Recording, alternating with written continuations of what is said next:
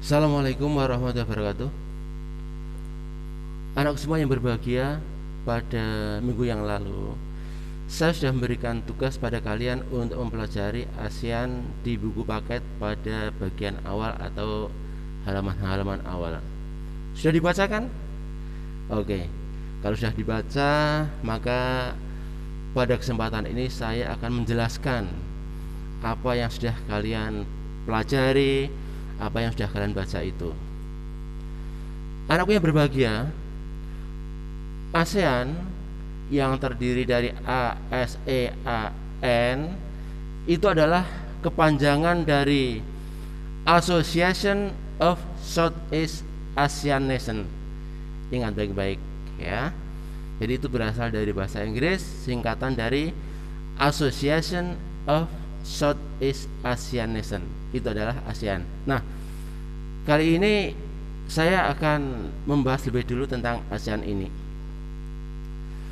Awal mula didirikannya ASEAN itu karena adanya satu keinginan, adanya satu kesatuan pandangan bahwa negara-negara di wilayah Asia Tenggara perlu mengadakan satu kerjasama guna menghadapi arus global yang begitu kuat, gelombang global yang begitu kuat. Maka dari itu dipandang perlu adanya satu kerjasama negara-negara yang ada di wilayah Asia Tenggara dan dikenal dengan nama ASEAN. Perlu diketahui anakku semua bahwa kerjasama yang dilakukan oleh negara-negara yang ada di Asia Tenggara itu meliputi kerjasama di bidang ekonomi, di bidang pendidikan, dan sosial budaya. Sama sekali tidak menyentuh kerjasama di bidang militer.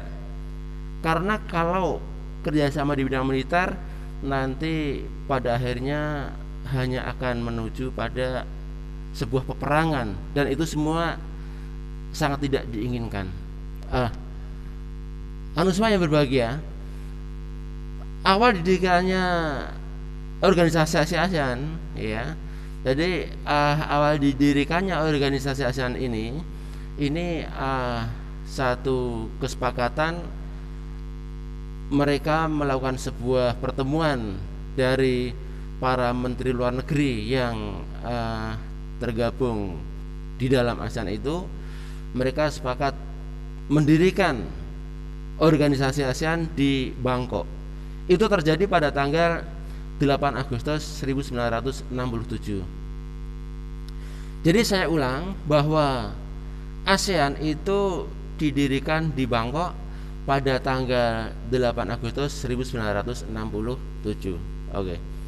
Berikutnya, setelah berlangsung sekian lama, maka negara yang belum tergabung itu mereka berkeinginan untuk akhirnya ikut bergabung dengan ASEAN, mengingat begitu banyaknya manfaat yang diperoleh dengan adanya kerjasama ASEAN itu. Dan barulah pada tanggal 7 Januari 1984 itu Brunei Darussalam bergabung ke dalam organisasi ASEAN. Oke. Anak semua yang berbahagia, bahwa ASEAN itu berada pada posisi geografis antara Samudra Hindia dan Pasifik. Jadi diapit oleh dua samudra ya, Samudra Hindia dan Samudra Pasifik. Selain itu, ASEAN juga diapit oleh dua benua, yaitu benua Asia dan benua Australia. Itu adalah secara geografis letak ASEAN berada pada di antara dua samudra dan dua benua. Selanjutnya perlu diketahui anak semua bahwa secara astronomis ASEAN berada pada garis bujur dan lintang sebagai berikut.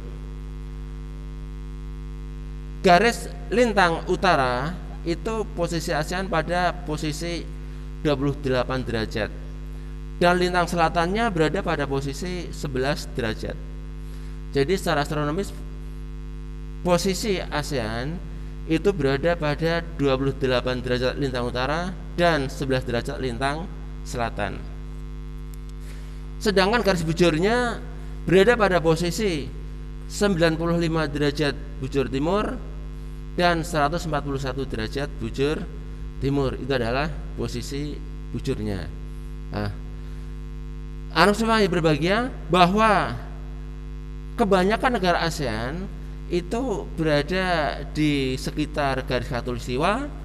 Maka dari itu maka ASEAN ini dikatakan beriklim tropis. Kenapa beriklim tropis? Karena kebanyakan mereka berada di sekitar garis khatulistiwa, termasuk Indonesia. Bahkan Indonesia dilewati oleh garis khatulistiwa itu yang berada pada 0 derajat garis lintang.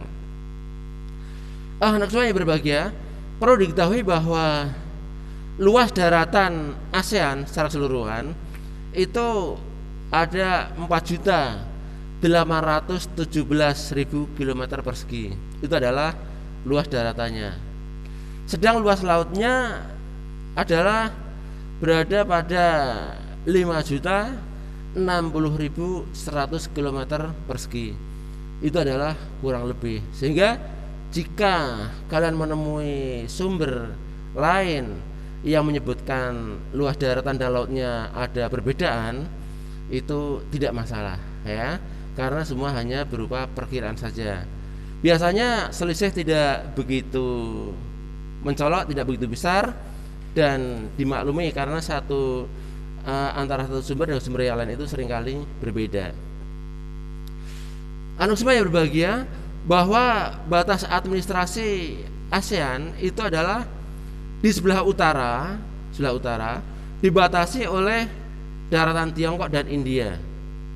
Ya, jadi batas administrasi ASEAN itu yang sebelah utara itu dibatasi oleh daratan Tiongkok dan India. Kemudian yang selatan itu adalah benua Australia dan Samudra Hindia. Benua Australia dan Samudra Hindia itu adalah batas administrasi ASEAN. Anda semua yang berbahagia bahwa wilayah ASEAN itu banyak terdapat gunung api. Nah, karena banyaknya gunung api ini maka kebanyakan daratan atau tanah di negara-negara ASEAN ini bersifat labil. Labil itu artinya mudah goyah, mudah gerak karena adanya gerakan-gerakan dari bawah tanah.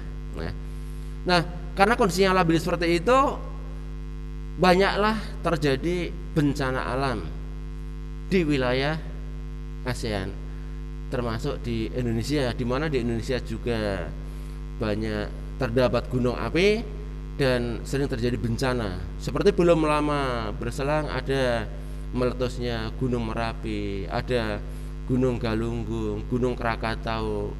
Itu menjadi sebuah bencana. Tetapi selalu saja di balik bencana ada hikmah. Itu terjadi karena memang wilayah ASEAN ini secara umum dilewati oleh jalur tektonik dan karena banyaknya gunung api itu maka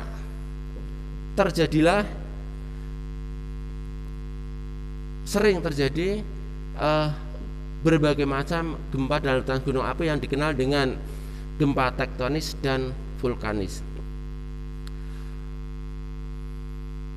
Yang dimaksud dengan gempa tektonis dan vulkanis itu adalah terjadinya atau diakibatkan karena terjadinya ada gunung meletus dan pergerakan bumi yang dikenal dengan gempa.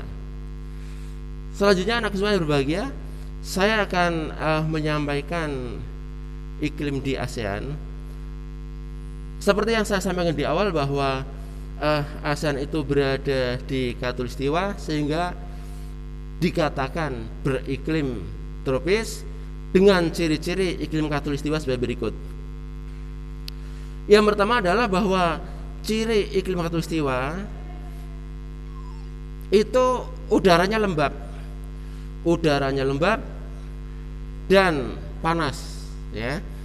Jadi udaranya panas dan lembab seperti yang kita rasakan saat sekarang ini, ya. Udaranya terasa panas tapi lembab, itu yang terjadi. Kemudian ciri yang kedua adalah suhu udara itu tergolong atau termasuk tinggi karena berada pada kisaran 27 derajat Celcius, ya. Itu adalah ciri iklim khatulistiwa. Yang pertama adalah udaranya panas dan lembab. Yang kedua, suhu udara rata-rata tinggi yaitu pada kisaran 27 derajat Celcius. Itu terjadi nyaris sepanjang tahun. Kemudian perbedaan suhu tahunan, ya, perbedaan suhu udara tahunan itu termasuk kecil, yaitu berada pada kisaran 1 sampai 2 derajat Celcius. Jadi naiknya seperti itu, ya. Suhunya tidak terjadi perubahan suhu yang ekstrim, itu tidak seperti itu. Dan yang keempat, ciri iklim khatulistiwa adalah adanya hujan sepanjang tahun. Artinya apa? Artinya bahwa hujan yang terjadi di wilayah ASEAN ini terjadi atau ada sepanjang tahun. Makanya kita tidak heran bahwa pada bulan-bulan yang diperkirakan kemarau ternyata juga ada hujan. Atau sebaliknya, pada bulan yang diperkirakan adalah bulan atau musim hujan ternyata juga terjadi kemarau. Itu memang merupakan ciri iklim khatulistiwa. Berikutnya saya sampaikan, anak yang berbahagia, bahwa di wilayah ASEAN itu ada satu pergerakan angin yang menyebabkan adanya perubahan iklim atau cuaca. Yang pertama adalah adanya angin monsun barat. Angin monsun barat adalah angin yang bergerak dari Asia ke Australia, ya. Dari Asia, yang wilayah yang ada di sebelah utaranya ASEAN itu bergerak menuju ke Australia. Mengapa demikian? Itu terjadi karena waktu itu matahari berada di belahan bumi selatan, sehingga suhu di belahan bumi selatan, yaitu di benua Australia, lebih panas. Karena suhunya lebih panas, maka tekanan udaranya rendah. Sementara yang di sebelah utara, ya, sebelah utara, itu di benua Asia, itu tekanan udaranya tinggi, suhunya dingin. Akhirnya angin bergerak dari utara menuju ke selatan, dari benua Asia menuju ke Australia, melewati samudera yang luas, melewati perairan yang banyak, sehingga membawa banyak uap air, dan air itu jatuh di Indonesia. Terjadilah musim hujan di Indonesia. Yang kedua adalah adanya angin monsun timur. Angin monsun timur adalah kebalikannya, yaitu bergerak dari Australia menuju ke Asia, dari benua Australia menuju ke Asia. Di benua Australia itu banyak terdapat gurun, sedikit sekali membawa uap air, dan terjadilah musim kemarau di Indonesia. Itulah sedikit tentang ASEAN yang perlu kalian ketahui. Silakan apa yang saya sampaikan ini dicermati, poin-poinnya dicatat baik-baik. Setelah itu nanti kita akan mencoba mengerjakan tes yang akan saya kirim, yang saya upload lewat WA grup kelas kalian. Sekian yang saya sampaikan. Billahi taufiq wal hidayah. Assalamualaikum warahmatullahi wabarakatuh.